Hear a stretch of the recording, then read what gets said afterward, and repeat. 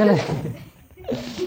ठीक है, तो डिजिट का बात कर रहे थे, है ना। तो डिजिट यानी अंक को दो तरीके से लेते हैं। एक तो भाई 0 से लेकर 9 तक सब डिजिट है, यानी 10 डिजिट हमारे पास हैं। 10 समझिए कि 10 मैथमेटिकल सिंबल्स है जिसकी सहायता से हम लोग मैथमेटिकल ऑपरेशंस करते हैं। ठीक है, तो 1 2 3 वो क्या है, एक सिंबल है, एक लिखने का एक स्टाइल है, एक लिपि है। ठीक है, बस सिंपल सा चीज़ है। उन्हीं अंकों की सहायता से हम लोग संख्या बनाते हैं। ठीक है, और डिजिट का एक और तरीके से इस्तेमाल करते हैं काउंटिंग में कि कितने डिजिट का है। जैसे आप लोग का मोबाइल नंबर कितने डिजिट का होता है? 10 डिजिट का होता है ना। पुलिस का फ़ोन नंबर कितने डिजिट का होता है? 3 डिजिट का, 100। वो हम सोच रहे हैं कब चीज बोल रहे थे कि हमारे मौसा पुलिस हैं, उनका तो 10 को डिजिट का है। कहिए बस हो गया ना। हाँ, थोड़ी छोड़िए, तो फायदा नहीं है। तो ये सब डिजिट कहलाता है। हाँ, तो उतार लीजिए, क्या दिक्कत है। तो ये कक्कू को ले सकते हैं, इसे 3 के बजाय तो ये एक को ले लीजिए, आपकी मर्जी। ऐसे नहीं, पूरा लीजिए पूरा, क्योंकि अलग अलग है ना, ये अलग है, ये लिखावट तो अलग है। ठीक है, तो डिजिट कहते हैं उसको। अब वही डिजिट्स को जब हम लोग मिलाते हैं तो संख्या बन जाता है, और संख्या अनंत है। ठीक है, संख्याओं का कोई अंत तो है नहीं, तो मतलब कि 0 1 2 3 4 5 ऐसे करके संख्या बढ़ाते जाता है। ठीक है, तो अगर कोई एक संख्या है जो 1 से प्रारंभ हो रहा है और अनंत तक जा रहा हो, उसे क्या कहते हैं? प्राकृत संख्या, नेचुरल नंबर। ठीक है, कंफ्यूज थे ना थोड़ा सा? तो कॉन्फिडेंस में नहीं बोले। इसके पहले अगर हम 0 लगा दें तो वो क्या बन जाएगा? पूर्ण संख्या। 0 से भी छोटकन संख्याओं को जोड़ दें, क्या बन जाएगा?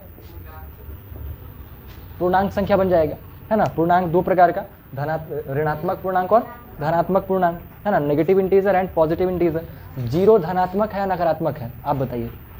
0 को ऋणात्मक पूर्णांक कहेंगे या धनात्मक पूर्णांक कहेंगे? ऋणात्मक पूर्णांक कहेंगे।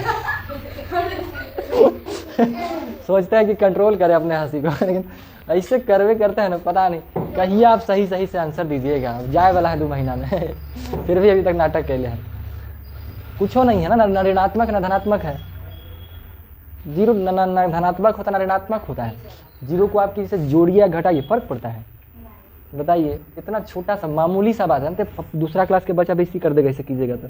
दूसरा नहीं, ज़्यादा छोटा बोल दिए, 5वां क्लास का कर देगा, कर दीजिएगा ना जी। आप देखिए करने तैयार है, खाली मौका दीजिए। चलिए ठीक है ना। ये हो जाता है, ये बन गया प्राकृत संख्या और पूर्ण संख्या और पूर्णांक संख्या। तो 3 को तो एक में समेटाइल है। ठीक है, अब उसके बाद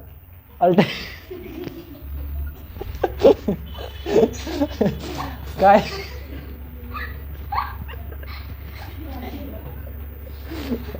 देखिए, इक्का को छोड़ के आगे बढ़िएगा, कूदा करके, है ना। जैसे मान लीजिए सीढ़िया पे ऐसे ना चढ़ते हैं, तो ऐसे ना चढ़ के यहाँ सीधे, यहाँ ऐसे, तो क्या होता है?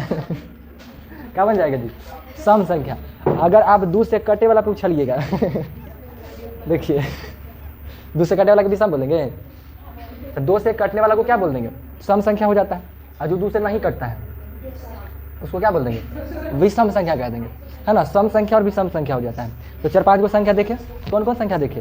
अंक देखें, संख्या क्या होता है वो देखें, प्राकृत संख्या देखें, पूर्ण संख्या देखें, पूर्णांक संख्या देखें, सम संख्या देखें और विषम संख्या देखें। 7 को तो अभी समझ में आ गया। ये सब दिमाग में होना चाहिए, बहुत छोटा चीज़ है, बेसिक टर्म्स है, ये सब तो एकदम मामूली होना चाहिए। चलिए अब एक और है जो आप लोग के लेवल का है ना, जिसको आप P/Q के रूप में लिख सकते हैं। उसको क्या बोलते हैं?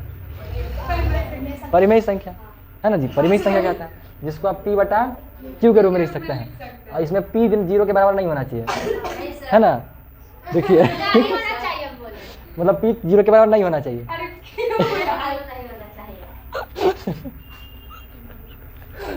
तो बड़ी मजाक उड़ाते हैं।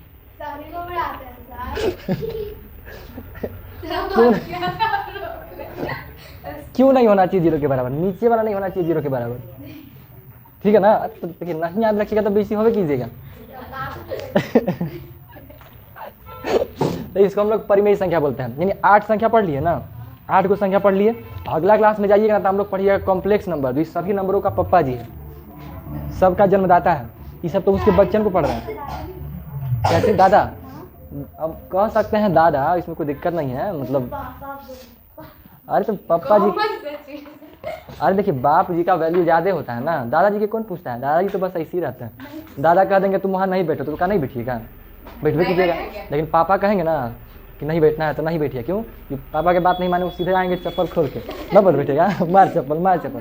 और दादा के तो देरे में लगेगा, ऐसे करें लठिया ऐसे करके, जब तक ऐसे उठेंगे तब तक तो भाग जाइएगा। वो दौड़ के आपको पकड़ ही नहीं सकता, दादाजी का मजबूरी है। लेकिन पापा जी तो खैर खदेड़ के मारेंगे एकदम। जखने घर आइएगा तखने मारेंगे। समझे, तो उनका कॉन्सेप्ट अलग होता है। तो 8 संख्या पढ़े ना, 8 बार हम दोबारा पूछते हैं अब फिर बेइज्जती करेंगे। तो बताइए, जो 2 से नहीं कटता है उसे परिमेय बोलेंगे या विषम बोलेंगे? हाँ परिमेय बोलेंगे। अब ये गलत बोले, आप बताइए क्या बोलेंगे? हाँ जियो।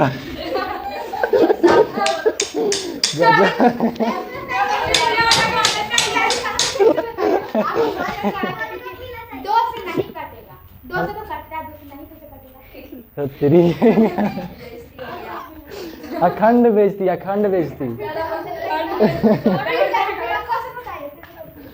अब कब जी फिर से बोले हम बोले जो 2 से नहीं कटता है, नहीं कटता है। ये तो सही बोले विषम संख्या। ये बीच में हीरो बन के कूदे है ना, है ना ये। हाँ हम हीरो बनेंगे अब। अरे 47 हो गया, हम जा